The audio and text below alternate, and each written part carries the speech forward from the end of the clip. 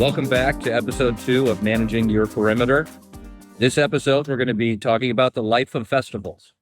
We've got an extra special guest this show. We're very excited. So Mel, would you like to go ahead and introduce her? Today, we're talking with Kim Blevins, who's the general manager of Country Thunder Music Festivals. And what Country Thunder does, and I'll give them a shameless plug, it's countrythunder.com. Obviously, they put on country music festivals. So, Kim, if you want to take just a second, tell us a little bit about Country Thunder Music and what you all do. Well, I mean, that's basically what we do is country music festivals. We've got 6 locations across North America. So we've got Arizona, Florida, Iowa, Wisconsin, and then 2 in Canada, 1 in Alberta, 1 in Saskatchewan. And we've been running these festivals since 2005. So I've been around this brand and these festivals since that time. It's been a long, winding road that has taken me to all sorts of places, but it's been fantastic, and I wouldn't want to be anywhere else.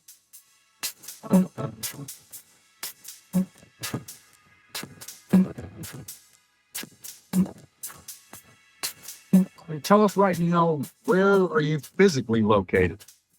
I am physically in a rainy Nashville, Tennessee right now. Nashburg. Mm-hmm. Las Vegas. Yeah, it's Gulch. Are you guys getting that storm that came up from, or that spawned all the tornadoes? We got the very tail end of it. Most of it went south of us. Memphis usually gets the worst part of it. Now, I'm saying that after we get that killer tornado last year, but I've been here 9 years, I want to say. And usually it hits the Mississippi and it just dies. Okay, that wasn't me. No, that was me. I've got my phone off and I don't know how it went on. My apologies, guys. No, that's all No right. worries. Adds to the impromptu nature of our series, of which this is number 2. Oh, very well. Very well. I did listen to the first one. It's Yeah, what'd you think? It was good. It was good. I mean, kind of as an event nerd, especially, I really enjoyed a lot of the topics. So good job, guys. Well, Thank you. And that's a great way to put what we all do is we're event nerds. Yeah, so that's a nice segue, though, into tell us, how did you even get involved in the event nerd world? Oh, God. 2004, a friend of mine who, I don't know if you know Troy Ballhofer, but he owns Premier Global Production, big lighting and staging company. Anyways, he was doing production for a show up in Canada at the time called the Big Valley Jamboree. And the group there, it was a volunteer group, and they decided not to move forward the next year. I think they were losing money, to be perfectly honest. Anyways, they offered the land and the festival to him, and he took it on. And basically, we developed we went back to country music, which had been the format for this festival for a long time. The area where it's in has had live music since 1983, so that makes it the longest running live event festival in North America. Anyways, so he takes this thing over. We're sitting in my backyard, and he looks at me over our bonfire and says, "Hey, do you want to do the media stuff for this?" And I was in communications for the health department at the time. And I went, all right.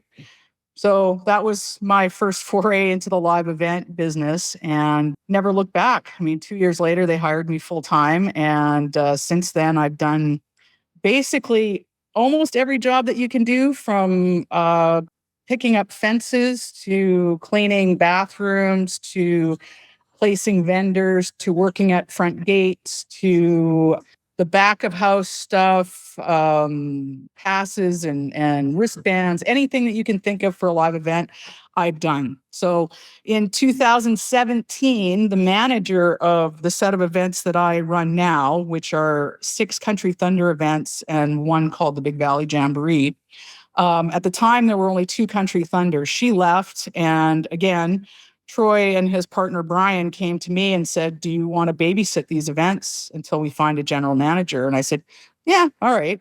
And that was in 2017. No, Little did you know. Yeah, exactly. And it's kind of like you you get bit by the bug or you don't. I've seen many people throughout the years that have, wanted to work in the live event industry, and it's just not for them. I mean, most people think it's pretty glamorous. And I mean, I'm sure, as you guys know, it's often 20-hour days without eating and without sleeping. And you have to really like the adrenaline. And I do. So I'm still here. Only 20? My record was 23. So this really then is a great segue into a little intro plug. The Arcus group, for Kim, your edification and the edification of our listeners, it is a company that has specialized in large scale event perimeter security. Company also does production, some general contracting for production. We advertise that we're really, and other people hate it when I put it this way, but boots on the ground. We haven't come up with a good another phrase that really expresses that hands-on philosophy that we have. Stilettos on the sidewalk was shot down. Yeah. There are a number that have been shot down in our current PC culture.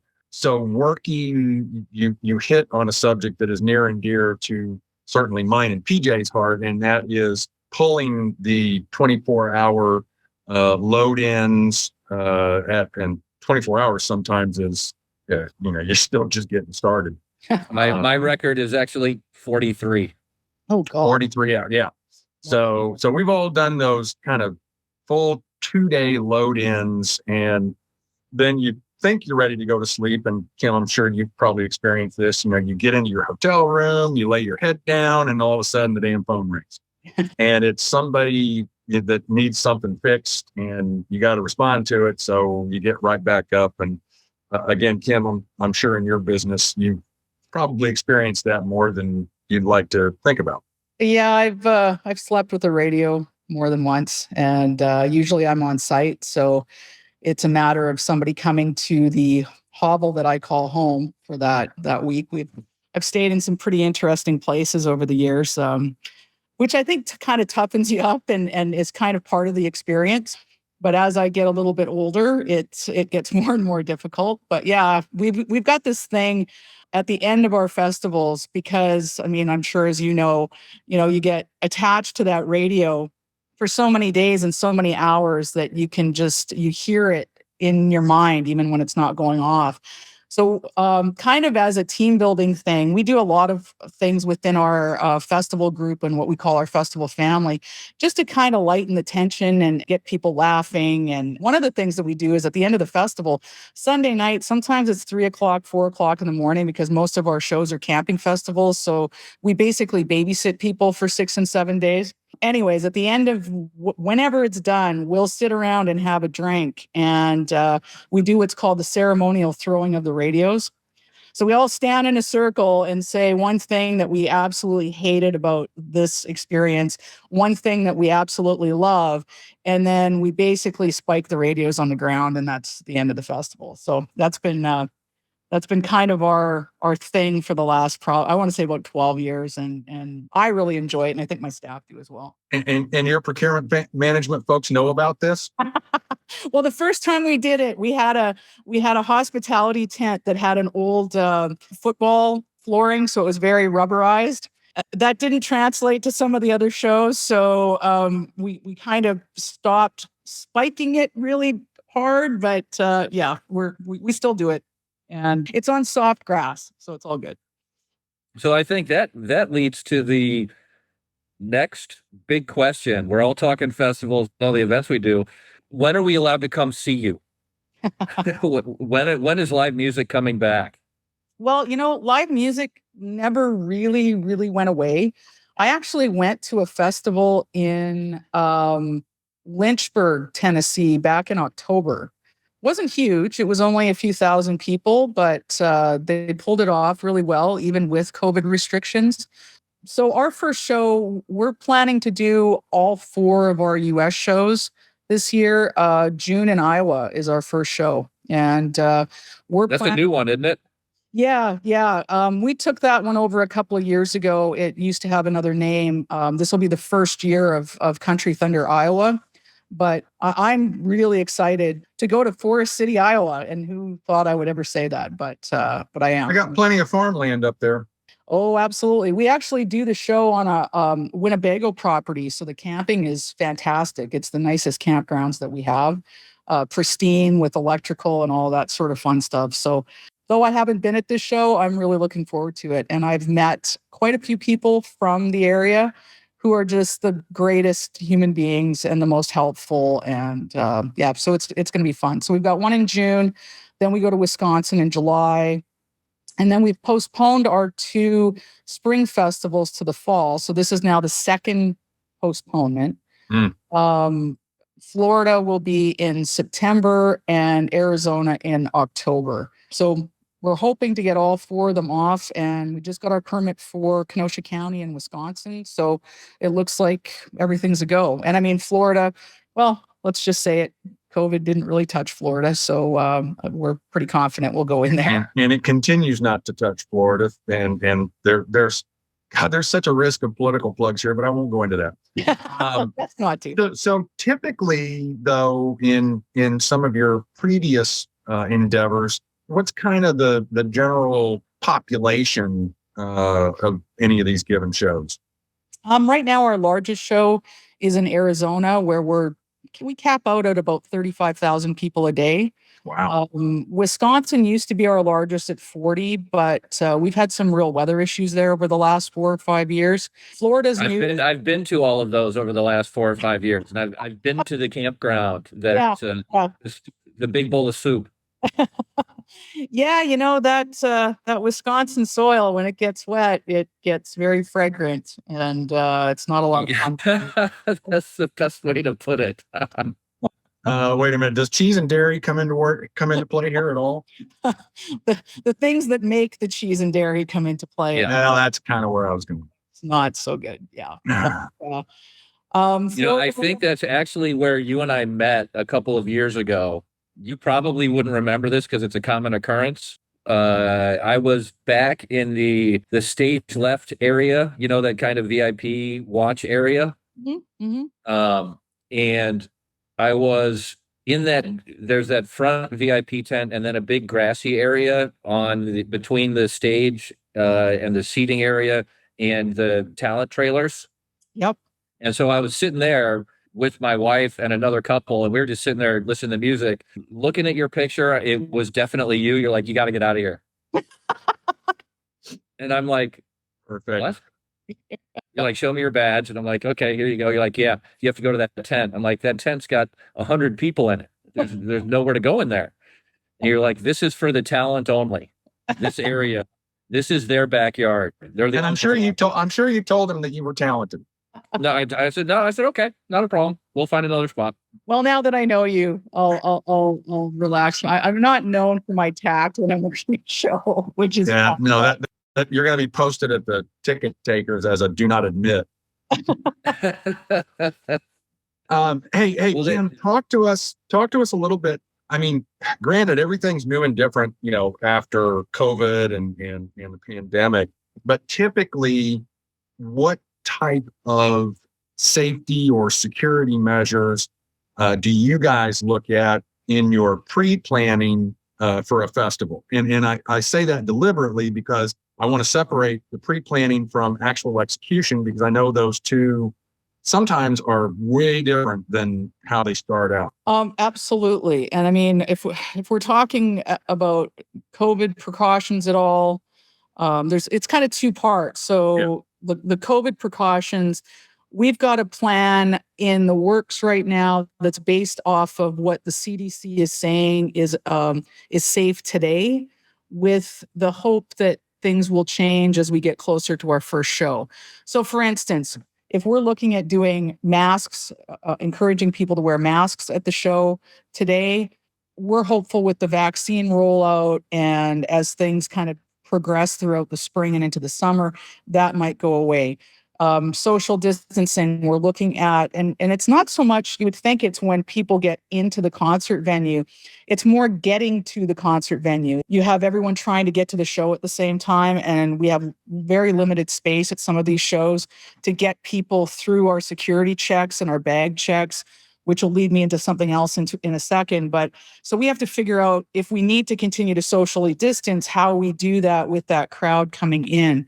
In Arizona alone, we have 8,000 campers. So trying to ensure socially distanced camping is impossible. We use every square inch of space that we have. But when people get onto our site, they're basically, the law in Arizona states that that piece of property that they've basically leased from us is theirs, and they can do what they want with it. So they set the rules for the most part in their own campsite.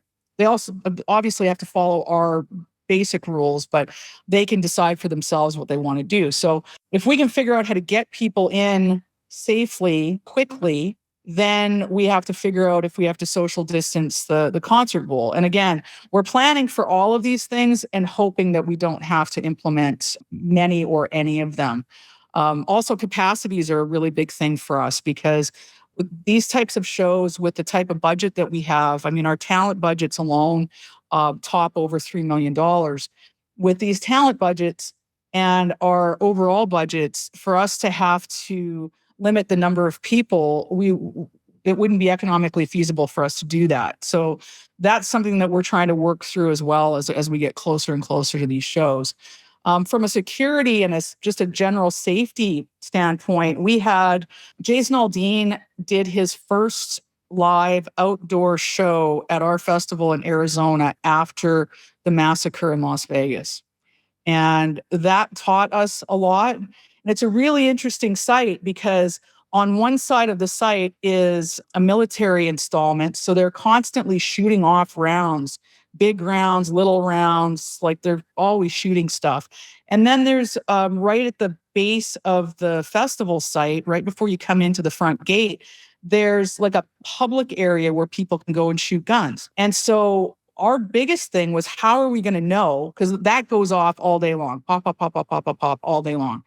So how are we going to know if it's just those folks that are shooting for fun, our military folks to our side, or if it's a real threat? Luckily, we've got a great partnership with the Pinal County Sheriff's Department, with their SWAT team. Our emergency services manager used to be a part of their SWAT team, was part of one of their elite corps for years.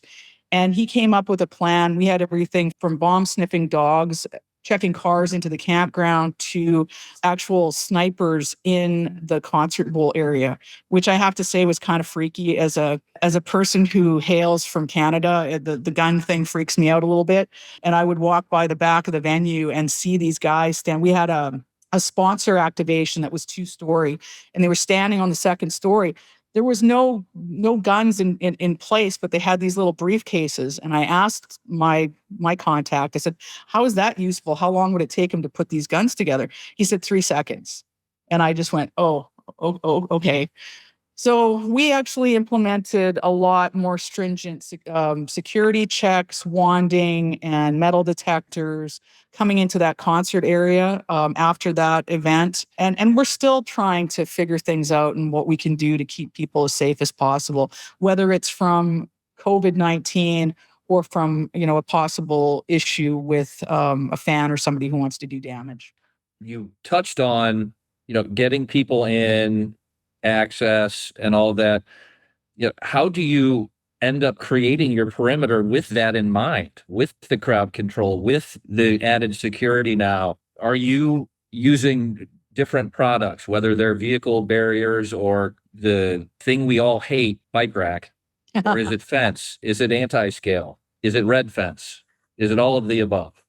We use a combination of things, and it depends on the show. I mean, depending on how roads are laid out. We use concrete blocks a lot to stop vehicles from traveling on roads that we don't want them on.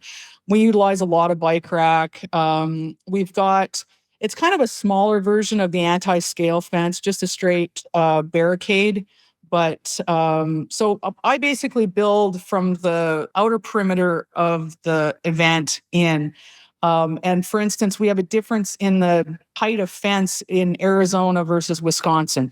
In Arizona, our fence is 6 feet tall because it's in the middle of the desert. It's very easy to see people trying to sneak in. And that's our biggest problem, is people trying to sneak in. But in Wisconsin, we're surrounded by cornfields. So it's kind of a rite of passage for kids to come and try and scale the fence and get into the festival for nothing.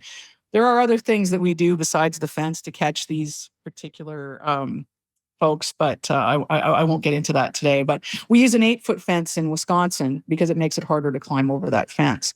Then you go from fencing kind of the camping area to your concert area. And where we've had a bit of an issue in Arizona is we've also got to work around a canal system because we're on farmland. And to irrigate the land in Arizona, they have these system of concrete canals.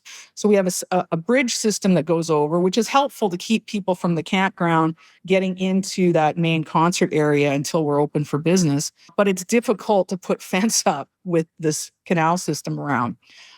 So we fence off the entire concert bowl, but we've had to look at widening our entrance points, which means more bridges getting across this canal, because I think it's on the west side of our concert area. It's our biggest entrance. It comes directly from our main campground.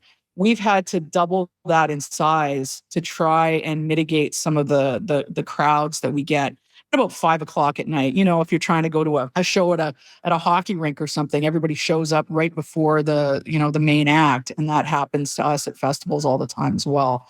So it's, trying to space things out. We're looking at doing metal detectors so that we don't have to do so much wanding and hand padding. We've gone to a clear bag policy over the last couple of years, so it's easier to see what people are bringing with them into the concert area. And then we have to go from that to our VIP areas and how do we fence and barricade those all the way up to the stage and keeping the artists safe as well. So we've got systems like right in front of the stage is our barricade system, which would look like the anti-scale fence, but it's obviously shorter. And then we've got a system of bike rack that goes around our reserved seats. And we do a double layer of bike rack around that area so that if somebody gets over one layer of bike rack, there's another one there. And then we've got sheriff's department deputies that are patrolling that at all times. So you've created a moat. Yeah, exactly. But we try and do it so that it doesn't look like we're in a military zone. We want it to look fun and engaging and to keep, those areas separate as much as we can. So what kind of issues, festivals going on, concerts are going, couple of questions. How do you keep it fun? How do you keep people engaged?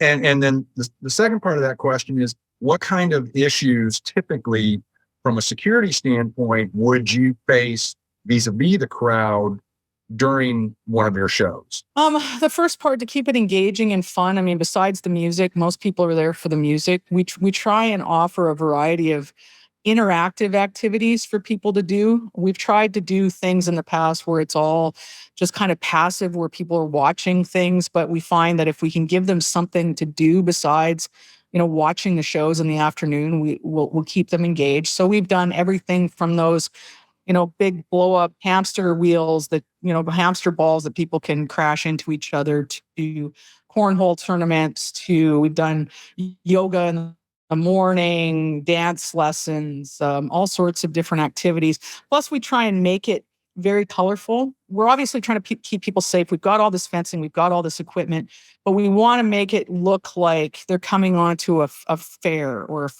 something like that. So we use a ton of flags. We use a lot of coverings on the fence. Our sponsors are very helpful, and their signage helps to make things look more fun and engaging. And, we just want to make sure that it looks inviting, and there's lots of sounds and smells and, the food vendors and the retail people. Again, just more things for people to do and people to interact with. And when it comes to crowd control, when the main stage is going, when the headline act comes on, that's when it's I'm going to say the most dangerous. We haven't really had a major issue, but we do find some little kind of strangeness within the artists and what the artists want to do. For instance, Keith Urban, we always do like what we call a vanity run or a thrust on front of the stage so the artist can go out and kind of get into the crowd. And usually our seating areas are surround this thrust, and we allow people from the general public to come and take a picture and just kind of come back out of that area.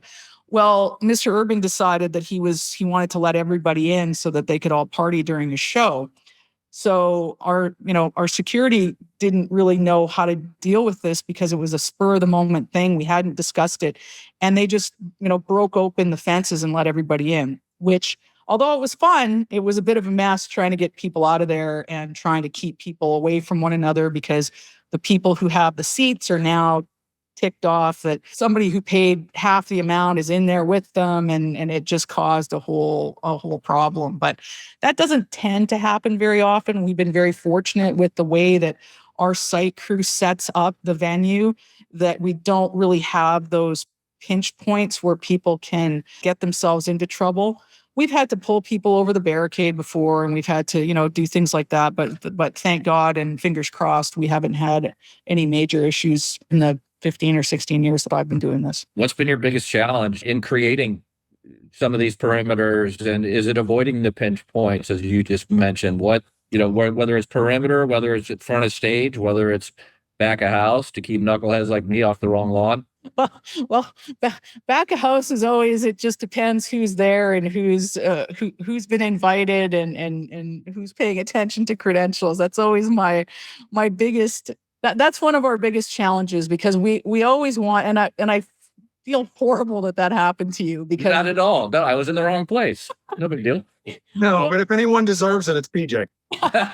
Fair enough. Okay, good. But I always feel bad, because we want to give people that really super special experience. And we've tried to kind of keep our backstage and our hospitality area as open as we can, just to give people that experience, because they don't get to see what happens behind the stage. They don't get to see the artists. So at each one of our shows, we have a hospitality tent where we invite special guests and sponsors and partners and whoever to come and hang out there. And some of the artists actually come in, and they've been known to hang out and have a couple of cocktails with people and get up. We always have a stage they can get up and jam. And that really makes an experience for people, which is going to be even more important this year as the meet and greets go away. Meet and greets were always, forgive my language, a pain in my ass, but they're a necessary function, because that's what people love. They love to get close to the artist. So I would say, out of everything, that's the biggest challenge, is how do you make it a really special event for people, but you're also protecting the artists and the people that are working back there. Not saying that it's not important front of house, because, we're always trying to look at what's happening. I mean, in 2019 in Arizona, we figured out that not only was our entrance not wide enough, but we put an alcohol ID booth within 100 feet of the entrance. So people were going through the entrance and stopping to get their alcohol ID bands, which clogged everything up. And then we had a lineup halfway into the campground. So it's little things like that we're always looking at and trying to change. And we'll change things throughout the festival as well. If we see something that's not working, we'll try and make adjustments to make it work. And I mean, our site manager has been doing this. He's 73 years old, 74 years old. He's been doing this for probably 30 years. And I find it fascinating to just walk the site with him and listen to him and how he changes things in his head and how he looks at things. It's fascinating. Oh my God, there's hope for me and PJ. I don't know. I think you'd be hard pressed to keep up with this guy. I have a hard time keeping up with him. Well, I actually would like to give that a shot. I think that would be fascinating. What's kind of next on your punch list to get back to real world activities? It's a mixture of things. I mean, we're still kind of looking at the COVID problem. We were talking this morning about COVID sniffing dogs and rapid tests. And, I mean, the big thing in the news are these vaccine cards, and are they ethical? And can you require a vaccine? I know one show they're using an RFID system where you either have to have a negative COVID test or a vaccine, and it's on your credential. So anytime you go through an entry point, it's going to be scanned and shown whether or not you're able into an area. So we're looking at that. I mean, we're just trying to make contact with some of our vendors. Like our tent guy was in serious trouble over the past year with no work. Our generator guy. I mean, it's just those types of people, porta potties. I mean, a company that we were planning to use in 2020 is now merged with another company. So it's logistics like that, just trying to get to the people that we've dealt with for several years, and some of them aren't there anymore. So, I mean, my site manager right now, he's up to his neck in porta potties and just trying to figure out how to get them for each one of these shows. So is it the 76-year-old guy that's up to his neck in porta potties? That's just an awesome visual. Yeah, and he sounds just like John Wayne. So there's some audio for you. That's awesome. Yeah, it's that's been kind of the most surprising thing. And you think about it, I mean, how many people have lost their jobs over the last year? So it shouldn't surprise us, but it does, because we think that we can just pick up where we left off and everything's going to be the same, and it's just not. So it's establishing those relationships again, establishing relationships with sponsors and partners, reestablishing a relationship with our fans and our patrons, and trying to instill the confidence in them to come back to these events. And I keep hearing that people are starved for live music and they're going to come out and they're going to buy tickets like crazy. But there's that little piece of me that goes, am I sure that they're going to really feel safe to come out and want to get into a crowd again? I mean, I still walk into a restaurant and you see somebody without a mask, and I'm not anti-mask. I'm not for mask. I had COVID in June. And so I've been kind of like whatever, but you get that little twinge that, oh my gosh, is this safe? So if I'm doing that, I can't imagine what some of our patrons are doing.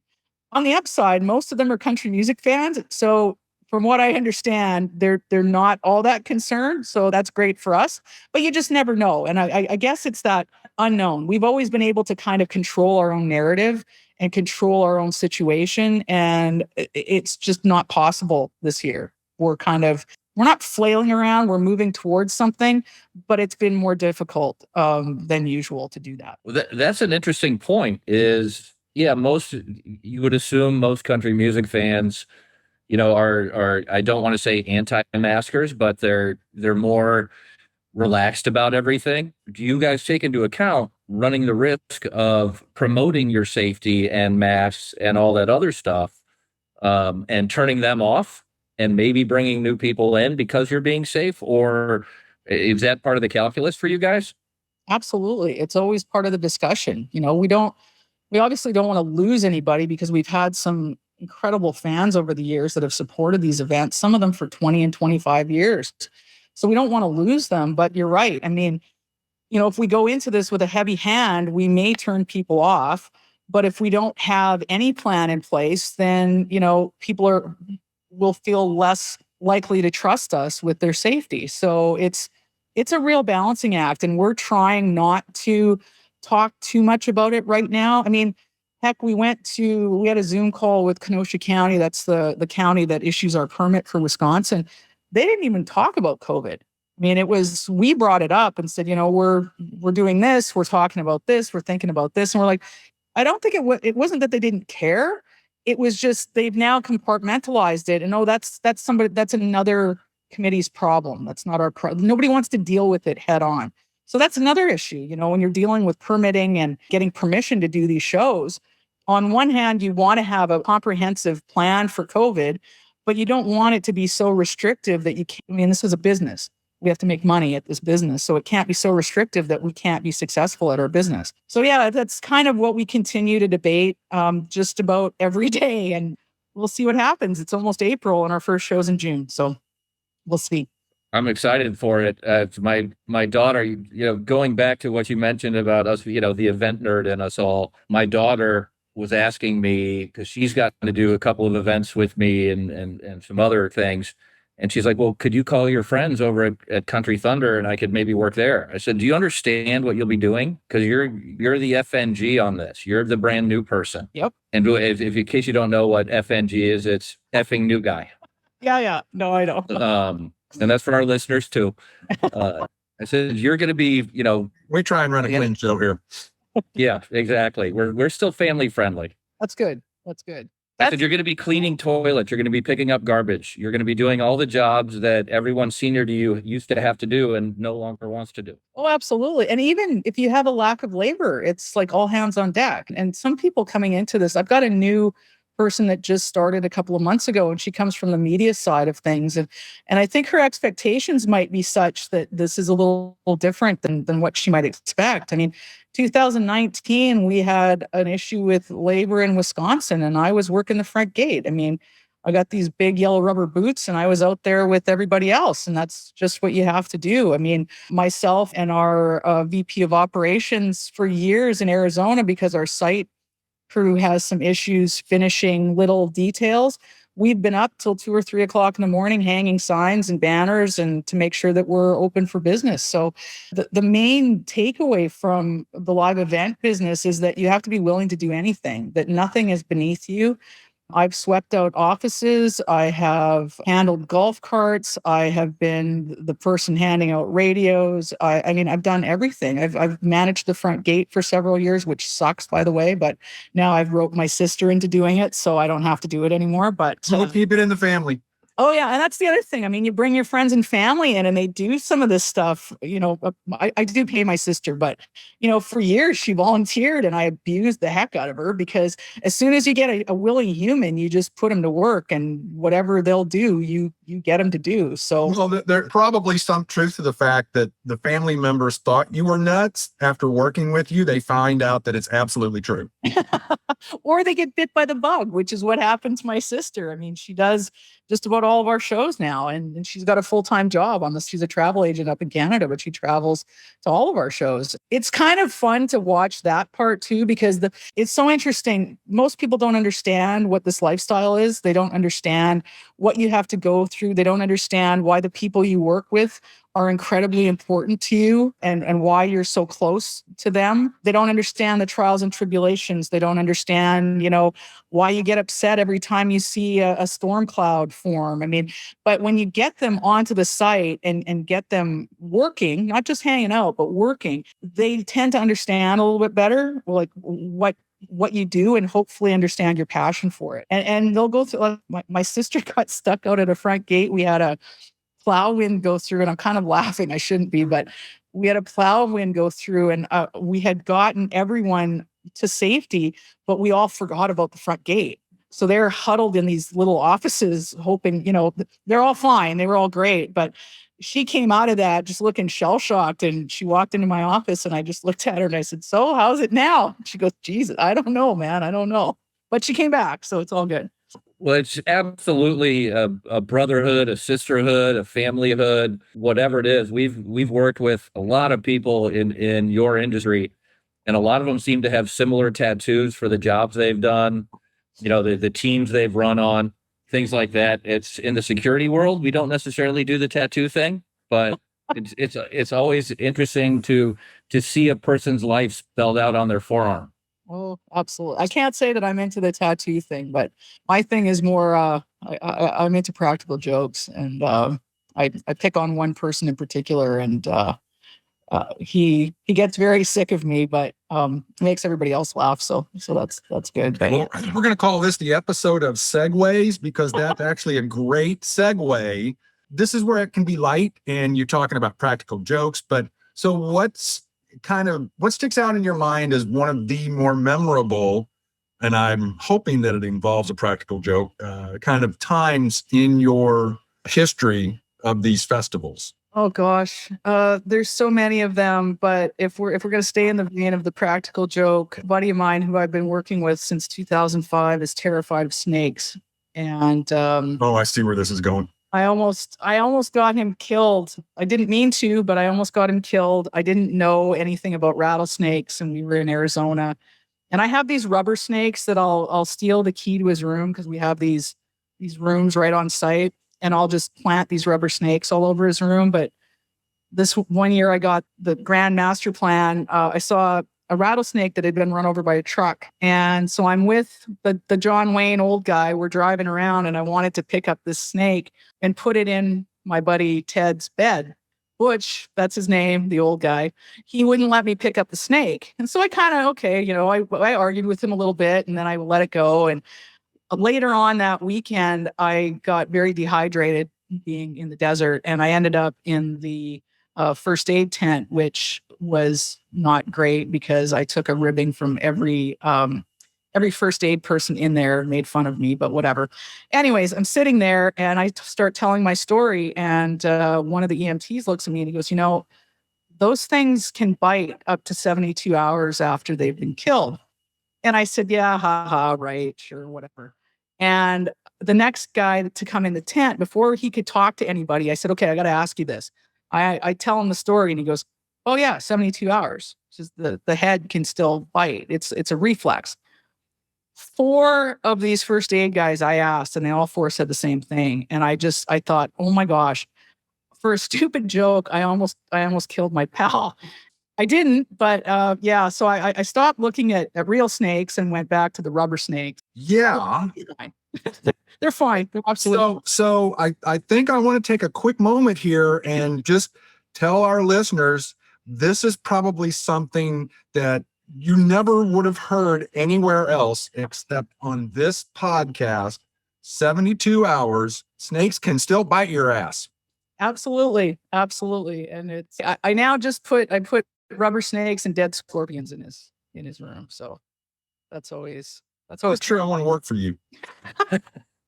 It's great to hear him scream though. It's the scream that I love. And he gets so mad at me, but it's fine. Yeah, at my age, it wouldn't be a scream, it'd be a gasp, and then you'd hear something, a big thump because I died.